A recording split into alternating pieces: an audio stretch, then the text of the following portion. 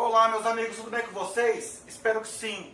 A gente vai falar hoje de um tema que eu acho importante do processo civil e que, infelizmente, poucos juízes dão atenção a isso. É um tema importante, assim, que acaba não sendo muito eficaz, entendeu? Eu estou falando de penhora de veículos em processo de execução ou até mesmo em processos falimentares, tá? Por exemplo, penhora de aviões, de embarcações, etc. O que acontece muito, meus amigos, e eu vejo até com bastante apreensão isso, é que quando você, como advogado, faz uma penhora, tá, de um veículo, o máximo que você vai conseguir com essa penhora é criar um transtorno para a vida do teu devedor. Explico. Você penhorou o carro do teu veículo, você pediu a apreensão daquele veículo via Renajude, aquele veículo vai ser apreendido, tá? E até a situação da execução se resolver, vai demorar um ano mais ou menos, um ano e pouquinho, talvez 2 anos. E nesse ínterim, você vai ter um carro apreendido no Detran, pagando uma diária de R$30 por dia em São Paulo. Em 2 anos, a gente está falando de quase R$8.000 de diária, mais quase R$9.000 de diária no Detran. Além do que, a gente está falando de um veículo parado 2 anos no tempo, 2 anos no tempo, sem funcionar o motor, sem calibrar pneu, com a pintura sujeita a chuva, sol, frio, granizo, as condições de temperatura mesmo. Quer dizer, então, assim, em 2 anos, esse carro vai ficar com a pintura completamente queimada, destruída. E daí, depois de 2 anos, você penhorou o carro do teu credor, do teu devedor, desculpa, você conseguiu penhorar e apreender o carro do teu devedor via Renajude, e você vai descobrir que aquela penhora não serviu de nada, que aquela apreensão não serviu de nada, que o valor que ele vai atingir no leilão, mal e mal, vai dar para pagar os débitos dele. O mesmo acontece também em falência.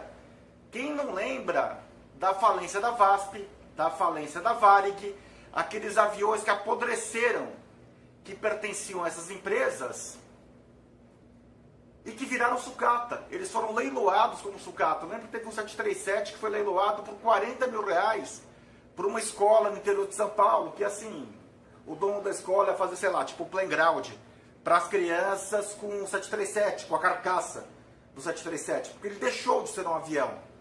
É assim, eu gosto um pouquinho de carro, de moto, essas coisas. Se você gosta um pouquinho de veículos, você vai descobrir que é o seguinte: um carro, uma moto, ele sofre mais dano, ele se deteriora mais com a não utilização do que com a utilização excessiva. Se você tiver que escolher entre comprar um carro com 10 anos de uso, que andou 100 km, e um carro com 10 anos de uso, que andou meio milhão de quilômetros, escolha de meio milhão de quilômetros. Sem exagero, escolha de meio milhão. Pode escolher de meio milhão de quilômetros. O de 100 quilômetros vai ser uma grande encrenca na sua mão. Eu abri esse pequeno parênteses aqui para falar que assim, a não utilização de um bem também estraga. Até com imóveis isso acontece, tá? Se alguém aqui faz área imobiliária, sabe. Visita um imóvel que está em vias de leilão, que está para ser leiloado, e está 2 anos fechado. Você vai ver a condição que esse imóvel está. Pega o imóvel que está 2 anos fechado. Você vai ver a condição que esse imóvel está. Pois bem, existe forma de resolver isso? Existe! Está ao alcance dos meus amiguinhos juízes. E é uma forma simples de resolver essa questão. Explico. Artigo 139, inciso 4 do Código de Processo Civil. Deu uma grande confusão. Eu escrevi esse meu livro aqui por conta desse artigo, tá? E esse livro agora vai perder objeto por conta da ação direta de inconstitucionalidade número 5941, que está no STF, cujo relator é o ministro Luiz Fux. Por que eu falo que ela vai perder objeto? Independentemente do que seja julgado, né? Mas tudo caminha seguindo o que a jurisprudência de forma reiterada no Brasil tem falado, principalmente meu foco de atuação no Estado de São Paulo, que eu vejo no Estado de São Paulo, Tribunal de Justiça do Estado de São Paulo, TRT da 2ª Região, TRT da 15ª Região, tem de forma quase que unânime rejeitado essa possibilidade de suspensão de passaporte e CNH de devedor.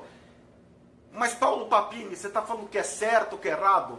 Agora eu não estou falando nada, eu estou falando como é, entendeu? Eu estou falando apenas como é. Os tribunais não têm aceitado. E toda a análise que está sendo feita em cima desse tema indica que o STF também não vai aceitar essa possibilidade de suspensão de passaporte, suspensão de CNH, de devedores. Não vai aceitar, ponto final, tá? Então acabou essa história. Então assim, quando eu escrevi esse livro, eu sabia que esse livro tinha um prazo de validade, tá? Eu sabia que provavelmente ele não teria uma segunda edição, que ele se esgotaria em algum momento, alguma corte superior iria falar sobre o tema, e chegou no STF, vai falar sobre o tema e deve falar de uma forma favorável aos devedores. É favorável à proteção dos direitos fundamentais, tá? Mas o STF, supondo que ele fale que é inconstitucional essa interpretação, ele não vai julgar inconstitucional o artigo 139, inciso 4. Vamos ler o artigo comigo? O juiz dirigirá o processo conforme as disposições desse código, incumbindo-lhe, inciso 4, determinar medidas indutivas, coercitivas, mandamentais ou subrogatórias necessárias para assegurar o cumprimento de ordem judicial, inclusive em ações que tenham por objeto prestação pecuniária. Vamos ler comigo agora os trechos do inciso que eu grifei. Determinar todas as medidas necessárias para assegurar o cumprimento de ordem judicial, inclusive em ações que tenham por objeto prestação pecuniária. Tá vendo só? Quem pode o mais, pode o menos, não é isso? Se alguns juízes entendem que eles podem suspender um passaporte, eu posso suspender uma CNH, teve uma juíza no Rio de Janeiro que determinou a suspensão do WhatsApp em todo o território nacional. Existe uma saída simples, meus caros, para o processo de execução. E é uma saída que usa o artigo 139, inciso 4, que usa o artigo 805 do Código de Processo Civil. O que fala o artigo 805 do Código de Processo Civil? A execução se faz da forma menos gravosa possível ao devedor. E aproveita o princípio da utilidade do meio executivo. Porque o meio executivo que você vai usar tem que ser útil. Então assim, você penhorar e apreender um carro de alguém, para aquele carro acumular um valor de diária no Detran, que na hora que ele for leiloado, somado à depreciação que ele vai ter por ter ficado 1, 2 anos parado, embaixo de chuva, sol, etc., não tem muita lógica. Isso pode ser útil assim, tá bom, eu quero me vingar do meu devedor, do devedor do meu cliente. Ok, como vingança tá ok, entendeu? Mas a função do processo civil não é permitir a vingança de uma parte contra a outra. Você tem que usar uma medida que seja eficaz, que seja efetiva, tá? A gente teve, por exemplo, agora, o que me motivou a fazer esse vídeo, escrever um artigo que eu coloquei agora no News Brasil, inclusive, sobre esse tema, foi uma notícia de uma Maserati apreendida no Guarujá. Esse carro está há 2 anos no pátio do Detran, uma Maserati Spider, desenvolvida pelo Michael Schumacher, assinada pelo Michael Schumacher. Esse carro só tem 12 deles no mundo, tá? Então é um carro que na União Europeia, no mercado de colecionáveis, é um carro que deve valer brincando 1 milhão de euros. 1 milhão de euros esse carro vale. 1 milhão de euros talvez seja um pouco de exagero, mas uns 3 milhões de reais esse carro vale, brincando. E esse carro apodreceu num pátio do Detran. Ele tem 200 mil reais de débito, de multa, de PVA, mais 100 mil reais. Depois eu vou colocar o link do UOL, tá? Onde sai essa notícia. Ele tem mais 100 mil reais de diárias, o Detran, etc. Quer dizer, no final das contas, esse carro vai acabar sendo leiloado para suprir esses débitos. Qual que é a lógica disso? Isso atende o interesse do devedor? Isso é menos oneroso para o devedor? Claro que não é. Isso é útil para o credor? Também não é. O credor penhorou o bem que, sabe, ele não vai realizar. Então, qual que seria a minha solução aqui? Que é simples, olha. Se alguns juízes entendem que eu, juiz, posso mandar suspender um passaporte, que eu, juiz, posso mandar suspender uma CNH, que tal se o juiz, quando mandasse apreender um veículo, o veículo foi apreendido, que o juiz despache, primeiro, considerando a hipótese,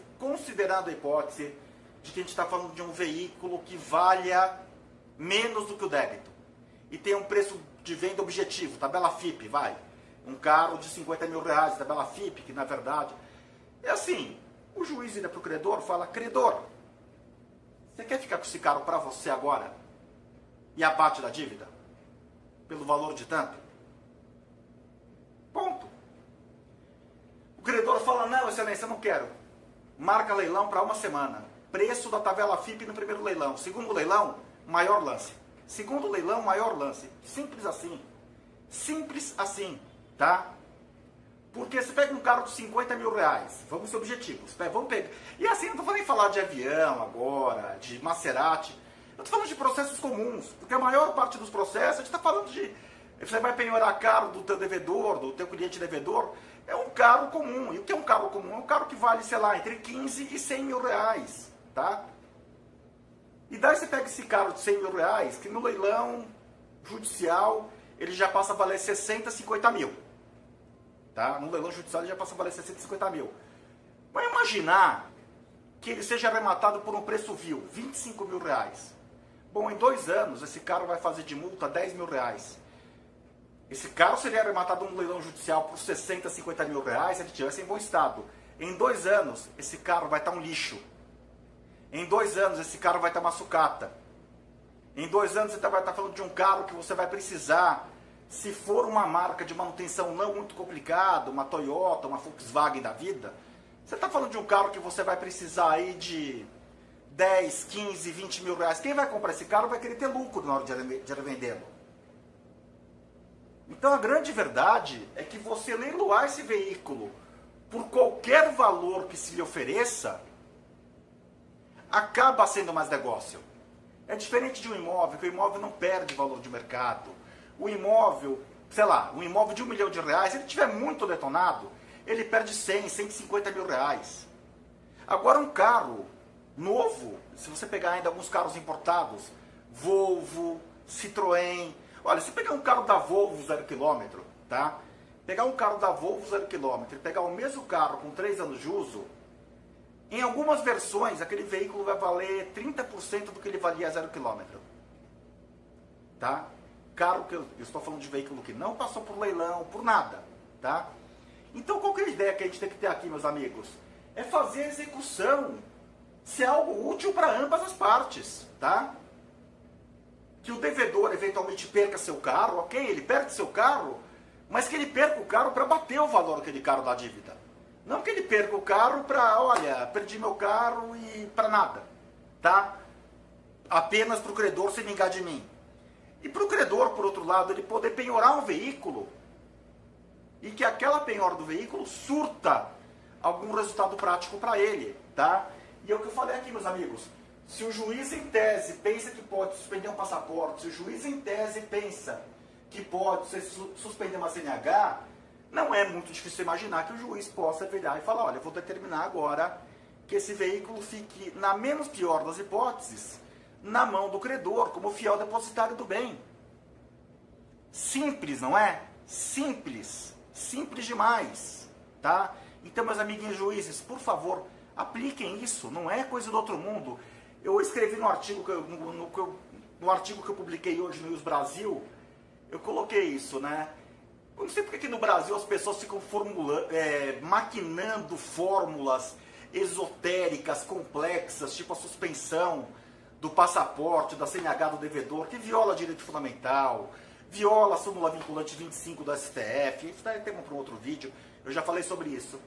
Quando a lei dá algumas utilizações muito bacanas para o artigo 139, e uma delas, por exemplo, é essa, é você pegar, tornar útil, uma coisa que hoje não é útil, a penhora de um veículo, tá? Às vezes aqui no escritório que eu penhorei, que eu pedi na ajude, foi para tumultuar a vida do devedor.